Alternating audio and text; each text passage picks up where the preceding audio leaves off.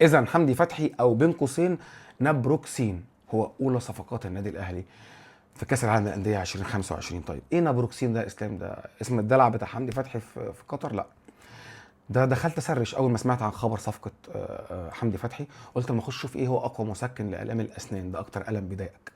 فلما يبقى عندك الم كبير بتدور الاول على مسكن، ما كانت تشوف العلاج، فهو نابروكسين. لقيت كده كاتبين نابروكسين ده اقوى مسكن لالام الاسنان. طبعا ده اعلان فور فري، وفي نفس الوقت ما تاخدش الدواء ده لاني ما اعرفوش، ده ليه علاقه بالاطباء الله يخليك، لكن ده افضل وصف للصفقه.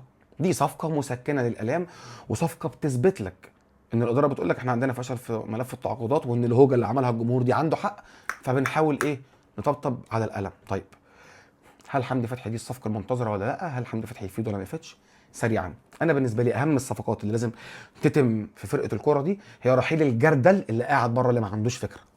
لو انت من دراويشه للمره الثانيه سريعا، ده راجل معاه سكواد. حتى لو عندنا اداره عندها فشل في ملف التعاقدات وملف الصفقات وملف تجديد عقود اللعيبه حتى اللي في الفرقه، احنا فشل في الموضوع ده.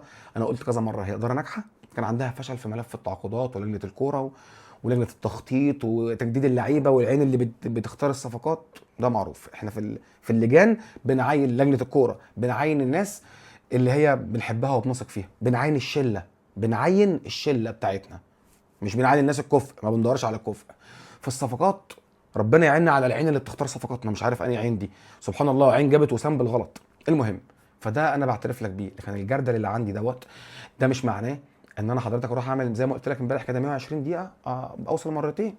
انت بتلاعب بنك الاهلي وبتلاعب انبي وبتقع. انت الزمالك جوزيه جوميز القايمه كلها فيها الونش وحمدي احمد حمدي، دول لعيبه كوره مصابين. سيبك الونش لسه راجع. عبد الله السعيد، ناصر ماهر، عبد الله السعيد، ناصر ماهر، زيزو، بنتايج، فتوح ما كانش موجود، حط فتوح برده ورا، محمد شحاته كورته كويسه، حسام عبد المجيد بيتطور. دول 5 6 لعيبه، وفي 2 بره مصابين. انت متخيل؟ منهم 7 لعيبه فيهم 2 أو 3 مصابين. القايمه كلها بتاعت الزمالك جوزيه جوميز عنده فيها 3 4 لعيبه، وبينزل يزحفنا النجيله كل ما نقابله، وبينزل يلعب كره هجوميه. واحمد مجدي النهارده قدام المصري اهو بيلعب الكره بتاعت جوزيه جوميز، والراجل اتعلم منه وما شاء الله، بخامات قليله ما عندهمش حد. فركل لي على جنب الله يخليك. طيب حمدي فتحي هل يستحق ولا لا؟ اولا انا عندي مشكله مش هكدب عليك مع حمدي فتحي. اول حاجه هو مش هيضيف حاجه، وانا هو انت اهو ونتقابل مع الايام. هو اكيد افضل من الناس موجوده لو هيلعب في مركز 6، انما اللي عندنا الجرد اللي عندنا ما اتغيرش، ما هو ما بيلعبش بثمانيتين. لو الجردل فضل موجود هيلعب بحمدي ومروان وامام عاشور قدامهم برضه، فهو مش هيضيف حاجه. تاني حاجه، انا حمدي فتحي ارجعه ليه؟ افهمك ليه متضايق من حمدي فتحي بالذات. انا ضد فكره ان انا اعامل كل اللعيبه انها ابو تريكه، انها وليد سليمان، انها محمد مجدي قفشه، انها عمرو السوليه. اللعيبه دي اللي بتمضي كده، حضرتك هتديني كام اللي انتوا عايزينه او على بياض، او ممكن يتناقش معاك مناقشه صغيره، بس اللي احنا عارفينهم مضوا على بياض ومتاكدين، ابو تريكه، قفشه، وليد سليمان، الناس دي معروفه. انا ضد ان احنا نتعامل مع كل اللعيبه بنفس الموال، كل واحد حر، كل واحد حقه. حمدي فتحي عمل ايه؟ جاله عرض من الوقر القطري بمليون و200 الف دولار في السنه، كل سنه بيزيد 100,000 جنيه. تصحيحا للمعلومه اللي قلتها لشخص ان راتبه 3 مليون، لا هو عقده اللي كان ب 3 مليون، الاهلي باعه ب 3 مليون و200 الف. حلو. حمدي فتحي اختار حقه، مستقبله، راح يلعب في دوري ما فيهوش مستقبل ب 2 جنيه. طيب هل هنا هو عنده انتماء للنادي؟ لا، هو حر، ده حقه، انا ما انكرتوش، بس انا كمان من حقي ان انا لما لعيب سابني ومشي عشان ادور على مستقبله، انا ما اجيبوش المعه. ده احنا جايبينه نلمعه يا جماعه، ده احنا كده جايبينه نسوقه. لا ما يستاهلش. ده رايي يا معلم، تتفق تختلف معايا ده حقك، ما فيهوش اي كلام.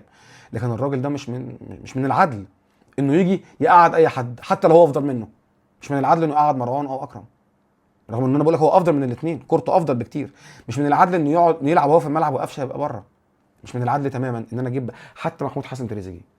انا مش هروح اجيب اللعيبه اللي بتلعب في دوري ما حدش بيتفرج عليه واقول لهم لا تعالوا انا هفرجكم على اكبر محفل تاريخي في تاريخ كره القدم كله، بقى دوري ابطال اوروبا بلا نيله، ده كاس عالم. كاس عالم، فاهم يعني ايه كاس عالم للانديه؟ فاقوى من اي حاجه، اقوى من دوري ابطال اوروبا حتى بمراحل، يعني مش هنفتح على بعضنا، وانت عارف كده وانا عارف كده. فالناس دي هتبقى العين كلها عليها.